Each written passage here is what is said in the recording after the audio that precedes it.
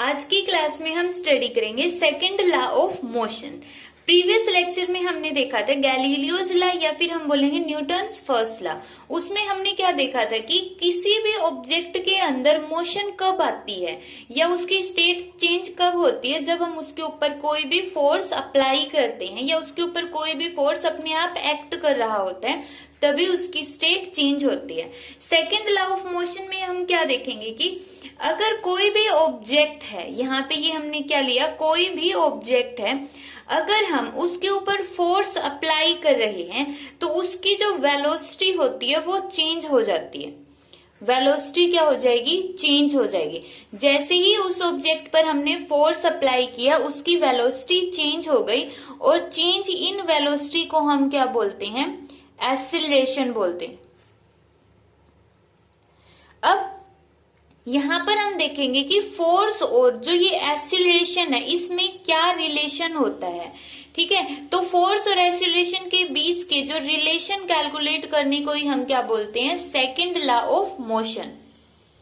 अब second law of motion start करने से पहले हम एक टर्म देखेंगे कि वो टर्म क्या होती है, मोमेंटम। मोमेंटम, जो मोमेंटम टर्म है इसको हम रिप्रेजेंट करते हैं स्मॉल p से, और मोमेंटम होती क्या है, mass into velocity. Mass into velocity. तो मोमेंटम को हम डिफाइन कैसे करेंगे, momentum is defined as mass multiply by velocity, या फिर it is defined as motion in an object with non zero mass. Means किसी भी ऑब्जेक्ट के अंदर मोशन होगी तो उसकी वेलोसिटी होगी विद नॉन जीरो मास। मास की वैल्यू जीरो नहीं होनी चाहिए। कोई भी बॉडी है जिसका पर्टिकुलर मास है, अगर उसके अंदर मोशन है दैट मीन्स उसके अंदर क्या है, मोमेंटम है। तो मोमेंटम का फॉर्मूला क्या हो गया, मास इंटू वेलोसिटी। ठीक है, जो मोमेंटम है वो एक वेक्टर क्वांटिटी होती है। मोमेंटम क्या होता है, एक वेक्टर क्वांटिटी। पी वेक्टर किसके इक्वल होता है, एम इंटू वी वेक्टर। तो जो वेक्टर क्वांटिटी है ये मोमेंटम, इसकी डायरेक्शन क्या होगी, मोमेंटम की वही डायरेक्शन होगी जो किसकी होती है, वेलोसिटी की डायरेक्शन होती है। ठीक है, तो यहां से अब हम देखेंगे कि अगर किसी भी ऑब्जेक्ट पर फोर्स लगाने से उसकी वेलोसिटी चेंज हो रही है, दैट मीन्स उसका मोमेंटम भी चेंज हो रहा है। अब हम देखेंगे कि उसका मोमेंटम किस तरह से चेंज हो रहा है। अब मोमेंटम पर जो फोर्स है वो किस तरह से इफेक्ट डालता है, इसको समझने के लिए ये हमने एक एग्जाम्पल लिया। इसमें ये कोई भी एक पर्सन है, और जो इसकी जो यहाँ पे ये गाड़ी है ये क्या हो गई है, इसकी बैटरी डेड हो गई है। इसकी बैटरी क्या हो गई, डेड हो गई। अगर हम चाहते हैं कि जो ये कार है ये मूव कर जाए, तो इसके लिए क्या करना पड़ेगा, इसके ऊपर फोर्स अप्लाई करना पड़ेगा ताकि जो इसके अंदर बैठा पर्सन है वो इसको स्टार्ट कर दे। ठीक है, तो यहाँ पर ये वाला पर्सन इस कार को पुश करेगा। जैसे ही वो इस कार को, अगर मान लेते कि उसने एक सडन पुश दिया, सडन पुश का मीनिंग क्या, जैसे ये मार्कर को मैंने कार मान ली, इसको पुश दिया और छोड़ दिया। अगर वो कार है, अब मार्कर तो मूव कर गया पुश करने से, बट कार क्या होती है, हैवी होती है। अब इसको हम पुश करेंगे, कार को सिर्फ एक बार धक्का दिया और वापिस से हट गई, तो उसकी वजह से कार मोशन में नहीं आएगी। सडन पुश से जो कार है वो मूव नहीं करेगी।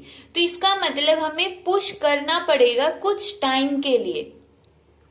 कुछ टाइम तक हम लगातार उस गाड़ी को धक्का देते रहेंगे, उसके बाद ही कार क्या होगी, स्टार्ट होगी।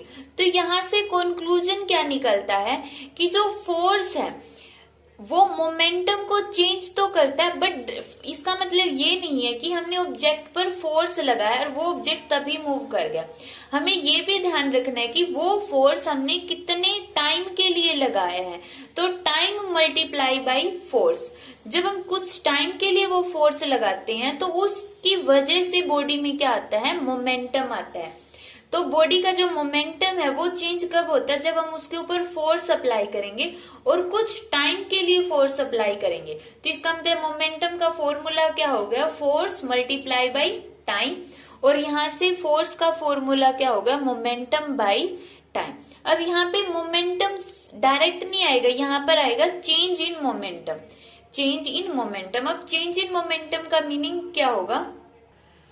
फॉर एग्जाम्पल हमने मान लिया कि जो कार थी इसकी इनिशियल वेलोसिटी जिसको हम रिप्रेजेंट करते यू से, वो कितनी थी? 0। फिर अगर इनिशियल वेलोसिटी 0 थी तो जो उसका इनिशियल मोमेंटम होगा वो कितना होगा? mu, और इसकी वैल्यू भी कितनी हो गई? 0। मास की यूनिट किलोग्राम, वेलोसिटी की यूनिट मीटर पर सेकेंड।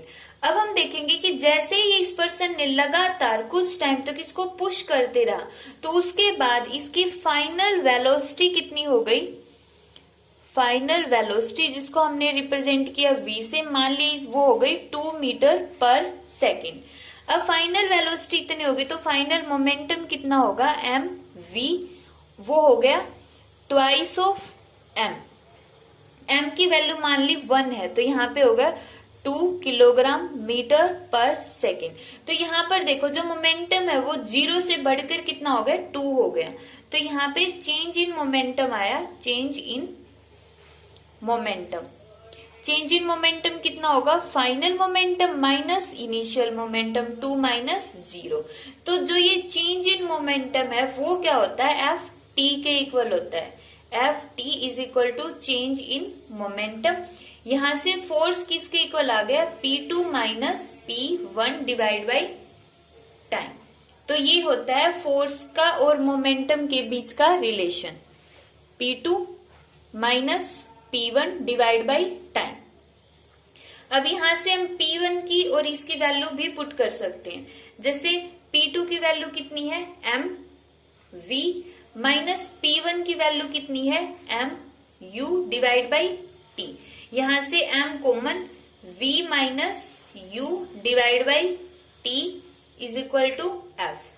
अब v minus u divide by T, change in velocity with respect to time, ये क्या होता है हमारे पास? एक्सेलरेशन। प्रीवियस लेक्चर में हम पढ़ चुके हैं। तो ये हो गया ma। तो यहां से फोर्स का फॉर्मूला क्या आ गया? Force is equal to mass into acceleration. ठीक है, तो यही जो सेकंड लॉ ऑफ मोशन है यही बोलता है कि जब भी हम किसी भी ऑब्जेक्ट पर फोर्स अप्लाई करते हैं तो उसके फोर्स अप्लाई करने से क्या होता है? उस बॉडी की जो वेलोसिटी है वो चेंज हो जाती है। जैसे ही बॉडी की वेलोसिटी चेंज होती है तो उसको हम क्या बोलते हैं? एक्सेलरेशन। तो फोर्स और एक्सेलरेशन में रिलेशन क्या होगा? तो क्या रिलेशन होगा? Force is equal to mass into acceleration. अब हम यहाँ पे इसके यूनिट्स देखेंगे। यूनिट कितनी होगी? यहाँ पे फॉर्मूला क्या था हमारे पास? Force is equal to mass into acceleration. अगर सिंपल यूनिट देखे तो फोर्स की यूनिट क्या होती है? न्यूटन। और अगर मास की टर्म में देखेंगे तो 1 न्यूटन यहाँ पे किसके इक्वल होगा? मास की यूनिट किलोग्राम, एक्सेलरेशन की मीटर पर सेकेंड स्क्वायर। तो ये आ गई हमारे पास फोर्स की यूनिट। अब हम देखते हैं कि इसका रियल लाइफ में यूज क्या है। इसका रियल लाइफ में यूज है to catch the fast moving ball. ये हमारा फर्स्ट यूज है कि कोई भी फास्ट मूविंग बॉल है वो उसको कैच करता है। जैसे यहाँ पर प्लेयर है वो क्या कर रहा है? बॉल को कैच कर रहा है। तो इसका मतलब अब मोमेंटम में चेंज आया, पहले उसकी कुछ और वेलोसिटी थी और फाइनल वेलोसिटी उसकी कुछ और हो गई, तो मोमेंटम चेंज आएगा। और मोमेंटम का चेंज किसके इक्वल होता है? Force into time. अब जो ये मोमेंटम का चेंज आ रहा है, अगर हम इस बॉल को डायरेक्ट ही कैच कर लेंगे बिल्कुल नजदीक, जैसे बॉल आ रही है हमने उसको ऐसे कैच कर लिया, जैसे अगर टाइम कम है वहां पर जल्दी से कैच करेंगे तो टाइम कितना होगा? कम हो जाएगा। कम टाइम हो गया तो इसको जैसे मान लिया जो चेंज इन मोमेंटम की वैल्यू 10 है और हमने उसको कैच कर लिया 1 सेकेंड में, तो फोर्स की वैल्यू कितनी होनी पड़ेगी? 10 होनी पड़ेगी। तभी तो यहाँ पे 10 इंटू 1 10 इज इक्वल टू 10 आएगा। बट हम क्या करेंगे? उस बॉल को कैच करने के लिए डायरेक्ट ऊपर करने के बजाय हैंड्स को इस तरह से धीरे धीरे नीचे लेकर आते जाएंगे। अगर हैंड्स को नीचे लेकर आएंगे तो उसका जो टाइम है कैच करने का वो इंक्रीज हो जाएगा। मान लिया हमने उस बॉल को 5 सेकंड के अंदर कैच किया, तो अब देखो चेंज इन मोमेंटम कितना था? 10 था। कितने टाइम में होगा? 5 सेकंड में। तो फोर्स को कितना होना पड़ेगा? 2 होना पड़ेगा। फोर्स क्या होगा? कम होगा।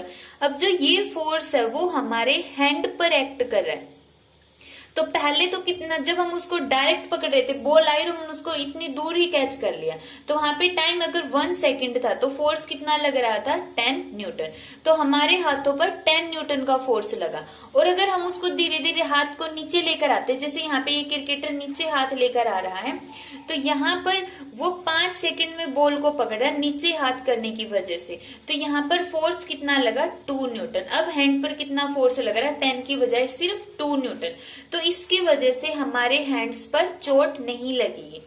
तो इस तरह हम काफी सारे एग्जाम्पल्स रियल लाइफ में हम ऑब्जर्व कर सकते हैं कि कोई भी एथलीट होता है, वो एथलीट क्या होता है, जैसे जंप करना होता है, अगर वो जंप डायरेक्ट एक कंक्रीट फ्लोर पर करे, कंक्रीट फ्लोर पर करे तो उनको ज्यादा चोट लग जाएगी। और अगर उसकी बजाय वो सैंड के अंदर जंप करे, तो सैंड के अंदर जंप करने से क्या होगा, उसका जो गिरने की टाइमिंग, अब सैंड क्या होगी, उसके वेट के नीचे पुश हो जाएगी, तो टाइम क्या हो जाएगा, वहां पे बढ़ जाएगा। तो इसकी वजह से फोर्स क्या होगा, कम होगा और उसको चोट कम लगेगी। तो ये थे इसके रियल लाइफ के अंदर यूज।